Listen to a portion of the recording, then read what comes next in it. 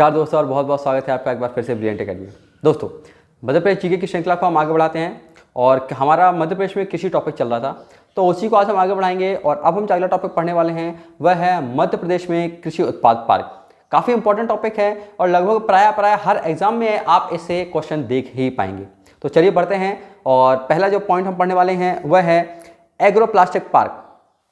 अगर मैं बात करूं एग्रो प्लास्टिक पार्क की, इसकी स्थापना अशोकनगर जिले में की गई।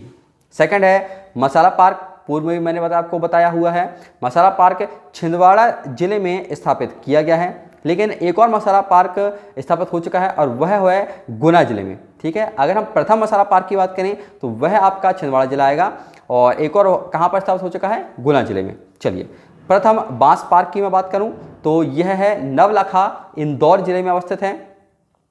रेशमी मंडी यानी कि रेशमी मंडी के लिए यानी कि रेशम के क्षेत्र के लिए प्रसिद्ध कौन सा स्थान है, तो होशंगाबाद। याद करेंगे रेशमी मंडी होशंगाबाद क्षेत्र। अगला है रंगीन मछली केंद्र। मछलियों के लिए प्रमुख केंद्र कौन सा है रंगीन मछली के लिए, तो वह है खंडवा जिला। कौन सा, खंडवा जिला। चलिए अगला है प्रथम बांस बगीचा, यानी कि बांसों की बहुत सारी विभिन्न प्रजातियां इस क्षेत्र में लगाई गई हैं, तो उसके लिए एक बगीचे का निर्माण किया गया है जिसको कि बैम्बू सेटम बोला जाता है। तो ये कहाँ पर है, यह भोपाल के लहारपुर जिले में। कहाँ पर, भोपाल के लहारपुर तहसील में, सॉरी। ठीक है, वहाँ पर ये बैम्बू सेटम या बांस के बगीचे का निर्माण किया जा रहा है। कृषि उत्पाद पार्क के बाद पढ़ते हैं अब हम अगला टॉपिक और जो है कृषि अनुसंधान संस्थान। कृषि अनुसंधान संस्थान बहुत ही महत्वपूर्ण है दोस्तों, क्योंकि बहुत सारे अनुसंधान संस्थान हैं और कई बार इनसे कन्फ्यूजन होता है और ये देखिए प्रश्न पूछा ही जाएगा, ये मैं आपको बता दे रहा हूँ। और पिछले पेपर से आप उठा के लिख लीजिए, एक ना एक प्रश्न आपको अनुसंधान संस्थान से और आपके कृषि उत्पाद पार्क से प्रश्न पूछा ही जाता है, तो इसलिए इंपॉर्टेंट है, थोड़ा सा ध्यान देंगे। बढ़ते हैं पहले अनुसंधान संस्थान की तरफ और जो है मध्य प्रदेश आलू अनुसंधान केंद्र। मध्य प्रदेश आलू अनुसंधान केंद्र की बात करूं तो यह अवस्थित है ग्वालियर जिले में। ठीक है, आलू कहां पर, ग्वालियर। चलिए सेकंड मध्य प्रदेश कपास अनुसंधान केंद्र। बिल्कुल याद करने की आवश्यकता नहीं पड़ेगी, कपास आप जानते हैं खंडवा खरगोन जिला है, तो खरगोन जिले में एक अनुसंधान केंद्र की निर्माण किया गया है। तीसरा है मध्य प्रदेश मूंगफली अनुसंधान केंद्र। मूंगफली को भी अगर आप देखेंगे तो खरगोन ही इसका प्रमुख क्षेत्र है, तो इसलिए इसका अनुसंधान केंद्र कहां पर स्थापित किया गया है, खरगोन जिले में ही। ठीक, अगला है धान अनुसंधान केंद्र। तो धान अनुसंधान केंद्र की स्थापना बड़वानी जिले में की गई है। कहां पर, बड़वानी जिला। चलिए अंगूर अनुसंधान केंद्र 5 नंबर का जिला है इसका रतलाम। अगला सोयाबीन अनुसंधान केंद्र कहां पर है, ये इससे रिलेटेड 2 क्वेश्चन है, आगे बताऊंगा मैं। तो सोयाबीन अनुसंधान केंद्र उज्जैन। कहां पर, सोयाबीन अनुसंधान केंद्र उज्जैन जिला।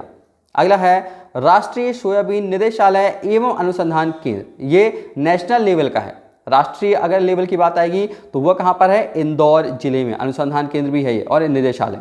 तो सोयाबीन अनुसंधान केंद्र उज्जैन तथा राष्ट्रीय सोयाबीन निदेशालय एवं अनुसंधान केंद्र इंदौर।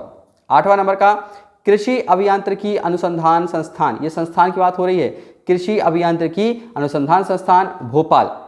9वां दलहन अनुसंधान केंद्र, यानी कि दलहनी फसलों को लेकर, तो दलहन अनुसंधान केंद्र है सीहोर के अमलाहा में। कहां पर, सीहोर जिले के अमलाहा तहसील में दलहन अनुसंधान केंद्र की स्थापना की गई। अगला गन्ना अनुसंधान केंद्र। तो गन्ना अनुसंधान केंद्र ये भी प्रस्तावित है, तो ये नरसिंहपुर जिले के बुहानी में है। कहां पर, नरसिंहपुर जिले के बुहानी में। मैंने पहले बताया है नरसिंहपुर का प्रमुख क्षेत्र, गन्ने का प्रमुख क्षेत्र मैंने बताया था आपको नरसिंहपुर जिला है, इसलिए इसकी स्थापना कहां हो रही है, नरसिंहपुर जिले में। ठीक, अगला है अंतर्राष्ट्रीय मक्का व गेहूं अनुसंधान केंद्र, इसकी स्थापना खमरिया जबलपुर जिले में। ठीक, अंतर्राष्ट्रीय मक्का व गेहूं खमरिया जबलपुर जिला। मध्य प्रदेश गेहूं अनुसंधान केंद्र, इसका क्षेत्र है पवारखेड़ा होशंगाबाद में। कहां पर, मध्य प्रदेश गेहूं अनुसंधान केंद्र पवारखेड़ा होशंगाबाद जिला। तुलसी शोध संस्थान, यानी तुलसी के ऊपर शोध कहां पर, चित्रकूट में। याद करेंगे चित्रकूट।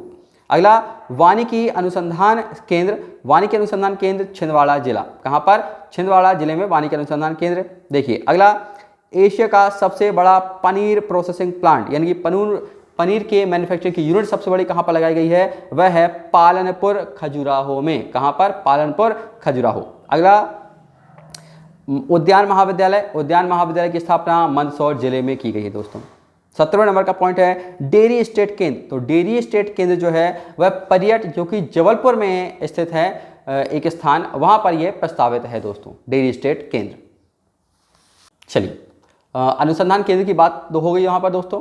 बात करते हैं अब हम केंद्र एवं राज्य की कुछ महत्वपूर्ण कृषि संबंधी योजनाएं, है ना। अब यहाँ पर हम उन कृषि संबंधी योजनाओं की चर्चा करेंगे जो कि कुछ केंद्र सरकार द्वारा प्रस्तावित हैं, कुछ राज्य सरकार द्वारा प्रस्तावित हैं, और कई बार प्रश्न इनसे पूछा भी गया है। चलिए बढ़ते हैं पहली योजना की तरफ, और पहली योजना जो हमको पढ़नी है वह है सॉइल हेल्थ कार्ड योजना। ठीक है, ये हम सेंट्रल गवर्नमेंट की मैं भी आपकी योजना की बात कर रहा हूँ। है तो बहुत सारी, लेकिन पढ़ाऊंगा मैं यहाँ पर वही जो एग्जाम की दृष्टि से इंपॉर्टेंट है। तो पहली है सॉइल हेल्थ कार्ड योजना, और इसकी अगर मैं शुरुआत करूँ फरवरी 2015 को इस योजना की शुरुआत हुई थी। और कहाँ से? राजस्थान के सूरतगढ़ से इस योजना की शुरुआत की गई थी। उद्देश्य क्या है इसका? किसानों को उनकी मृदा के लिए उचित उर्वरकों तथा उसकी सही मात्रा की अनुशंसा करना। अब देखिए नाम से ही समझ में आ रहा है, सॉइल हेल्थ कार्ड यानी कि मिट्टी के स्वास्थ्य की जांच करना इसका प्रमुख उद्देश्य या प्रमुख इसका लक्ष्य है।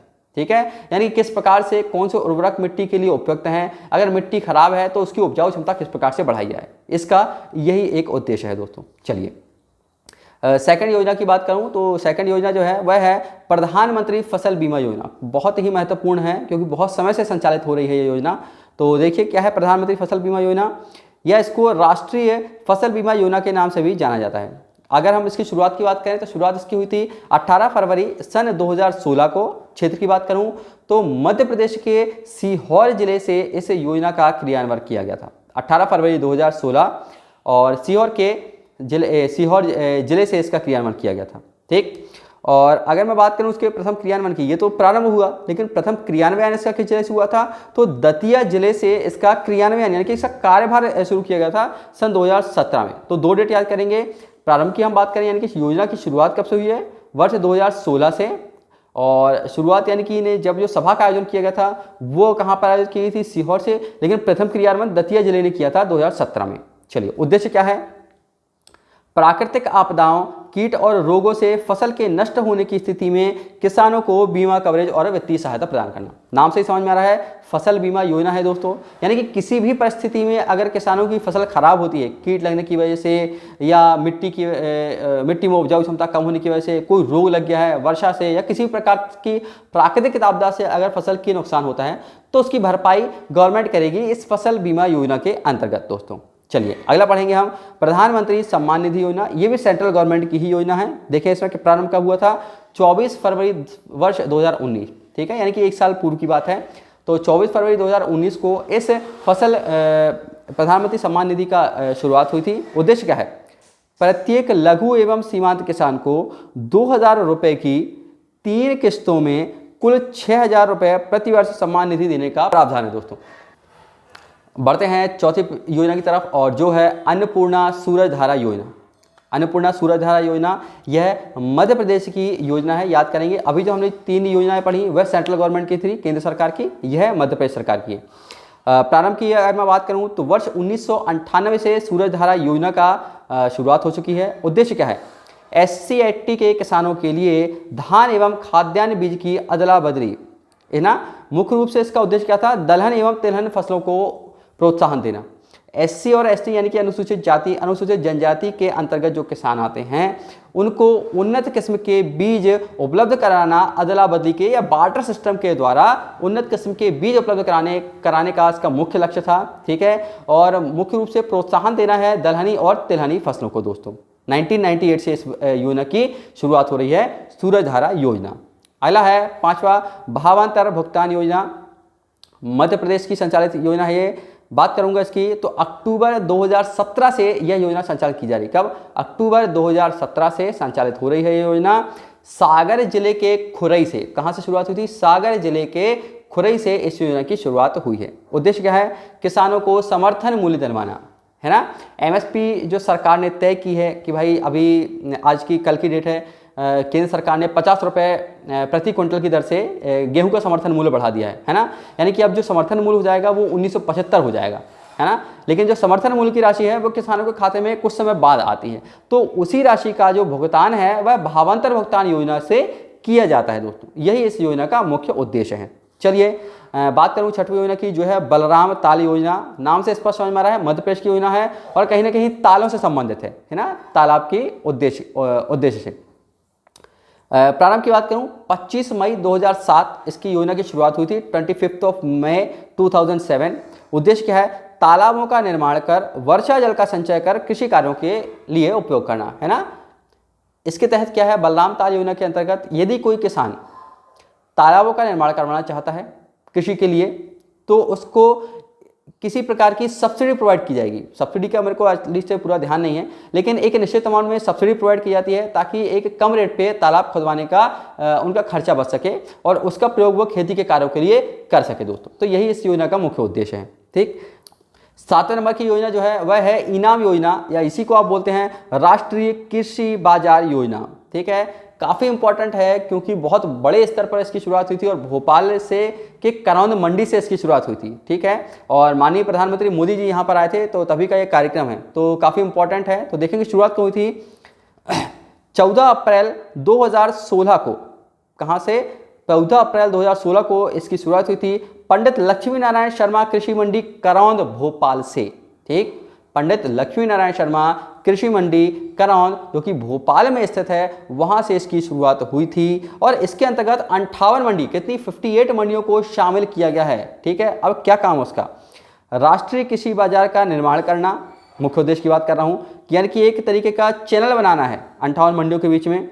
इनाम से संबंधित कृषि मंडियों को जोड़कर सिंगल विंडो पर समस्त सूचनाएं सेवाएं उपलब्ध की गई हैं, यानी कि इन 58 मंडियों को जोड़कर एक चेन सिस्टम बना दिया गया है और इन्हीं पर संपूर्ण सुविधाएं, संपूर्ण सूचनाएं, जो भी योजनाएं संचालित की जा रही हैं एक सिंगल विंडो के माध्यम से, यानी कि एकल खिड़की के माध्यम से किसानों को एक हेल्प करने के नेचर से इसका सृजन किया गया है दोस्तों। 58 मंडियां इसमें शामिल हैं, ये एक मुख्य बात है, याद करेंगे। और भोपाल के करौंद मंडी से इसकी शुरुआत हुई थी। दोस्तों पिछली क्लास में हमने चर्चा की थी मध्य प्रदेश की कुछ प्रमुख कृषि योजनाओं के संबंध में, जिसमें कि हमने केंद्र सरकार की कुछ कृषि योजनाएं देखी थी तथा फिर हमने राज्य सरकार की भी कुछ प्रमुख कृषि योजनाओं की चर्चा की थी। आज मैं अब चर्चा करने वाला हूं आपसे पशुपालन एवं कुक्कुट पालन के संबंध में। ठीक है, वैसे तो यहाँ से ज़्यादा प्रश्न पूछे नहीं जाते हैं, लेकिन कुछ कई बार अगर पूछे जाता है तो उनको हम यहाँ पर इंपॉर्टेंट फैक्ट को यहाँ पर कवर करते हुए चलेंगे।